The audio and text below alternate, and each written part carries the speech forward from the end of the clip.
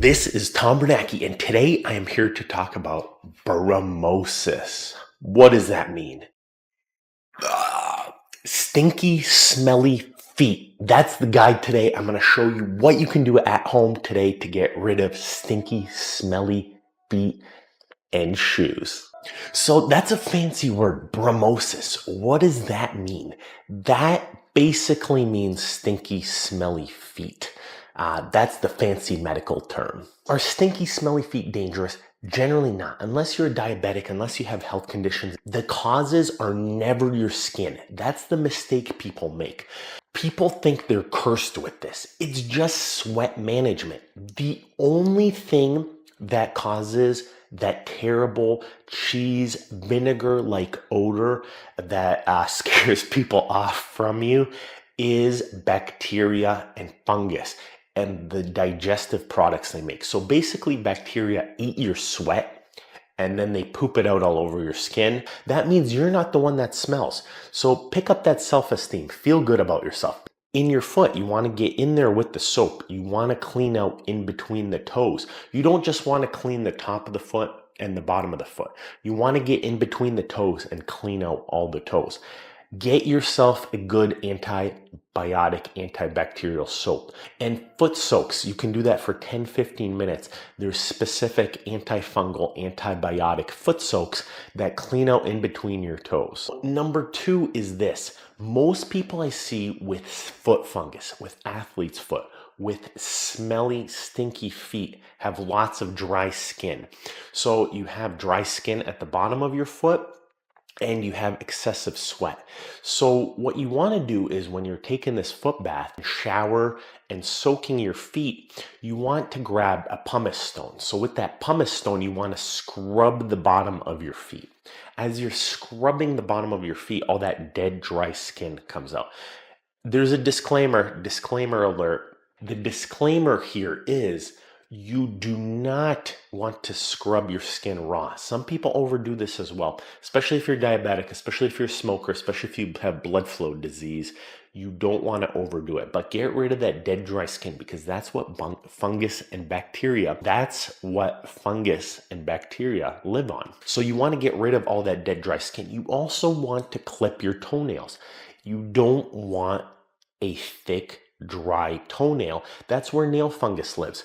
The only portion of your nail that should be left on your foot is the portions that are actually getting blood flow. So that means only the portions that if you cut them, they would bleed. So get rid of the dry skin, exfoliate it, scrub it with antimicrobial soap, get all that dead dry skin off of. This is where fungus and bacteria live on.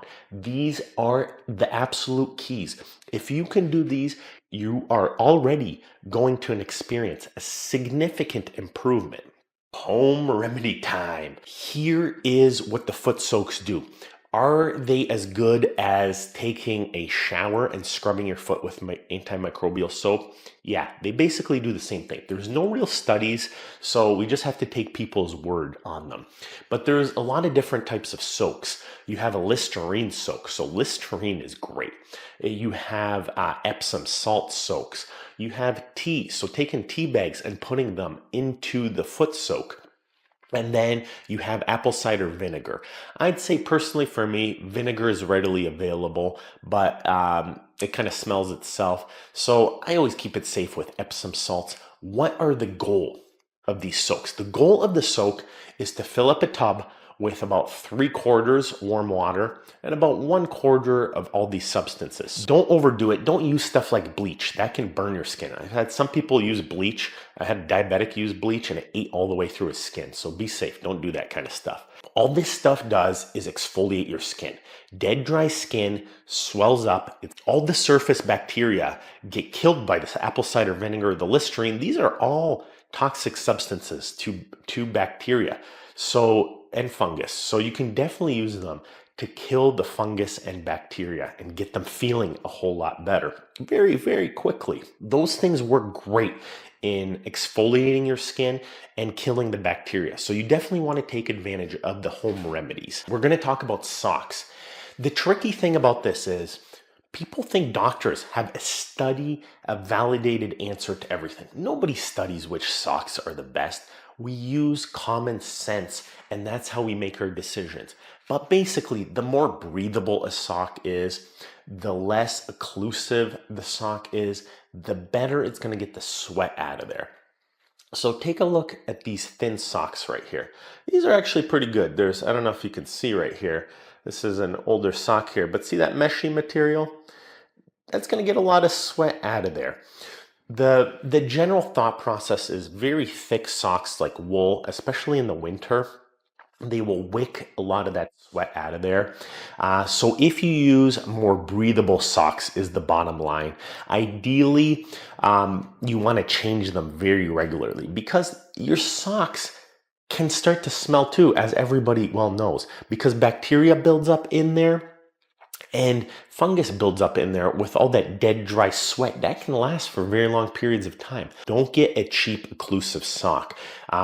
Get something that's specifically marketed as a runner's sock or a wool kind of breathable sock. So Smart Wool PhD, that's a great sock, especially for the winter. These are top of the line socks. So spend a couple extra bucks, get good socks, get that breathable material. The same concept holds true for shoes. People with cowboy boots, I'm still holding these socks, but cowboy boots are occlusive. Leather men's shoes are occlusive. Running shoes are not that occlusive. Look at the mesh here. The mesh is everywhere. The more mesh you have in your shoe, the more the sweat will get out of there. That's not to say it's a foolproof plan. You could still have a pretty sweaty shoe that smells. So you want to get as breathable of the shoe as possible. Same kind of thing. You can get orthotics. Right here, there's ones with activated charcoal. You can get it with built-in material, but I wouldn't recommend wasting money on built-in materials in your shoe. That's a huge waste of money. You can just grab the sprays and spray them. Exfoliate that dead dry skin after a foot bath or shower. Make sure you're switching up your socks and your shoes. Don't keep wearing the same stuff every single day. So switch up your socks and shoes every day. Wash them. Antiperspirants for your feet. This is the exact same as an antiperspirant for your armpits. You don't want to go with a deodorant. A deodorant just masks the smell. So your Axe body spray bros, don't start spraying your feet. The sprays need to be an antiperspirant. The aluminum compound within antiperspirants, there's two ways to apply it for feet, and they cost about $5. They're not expensive. This is non-prescription stuff. You want to go get certain brands at your local pharmacy, or you could order it. Check out our store in the links below. But you can get this type of spray or roll-on powder, and what this will do is this will stop you from sweating as much. So in the morning or the night before, you can apply it, and this will really lower your sweating. If you're sweating less because of the antiperspirant, you have good socks and good shoes, you've really minimized the amount of sweat and the amount of bacteria and fungus living on your skin, especially if you've now gotten rid of the dead, dry skin as well. So check out either the roll-on or the spray antiperspirants. If your shoes and your feet already smell, there's sprays and powders. So these sprays and powders are very cheap. You can get a 3-pack online for like 10, 15 bucks. These things are outstanding. So I've had even the most resistant cases, like I'm talking patients who have been shunned by society. Their kids have left them. Their own mother did not even want to talk to one of my patients because their feet smelled so bad. Once they start doing all these things and getting the powders and the sprays on there, so make sure to spray your shoes, your socks, if you're having an issue. The more you do this at the beginning, the better it will take care of the smell for you. That's the stuff you could do at home. This is pretty much a guaranteed guide. I have had the smelliest feet that I have ever seen in the office. I'm talking horrible odor. Get better almost immediately. It's not immediate, but by switching up your socks, your shoes, that will go away very quickly. Think about it just like showering. You clean off the layers, you scrub it very nice, you get rid of all that dead dry skin and nail that all that fungus and bacteria lives on. Once you get rid of all that stuff, and it slowly starts to give less of a home for that all to live, you then start spraying your shoes.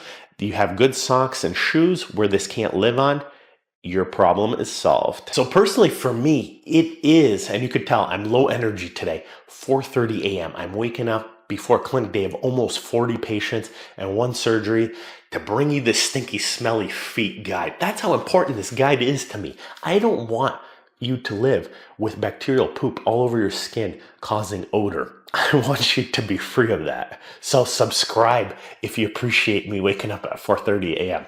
If you don't want me to get any sleep, don't subscribe.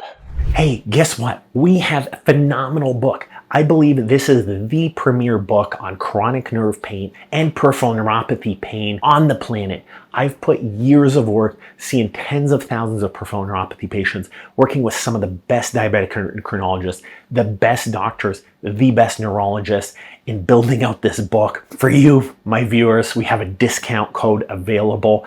Get on our mailing list and get that book down here.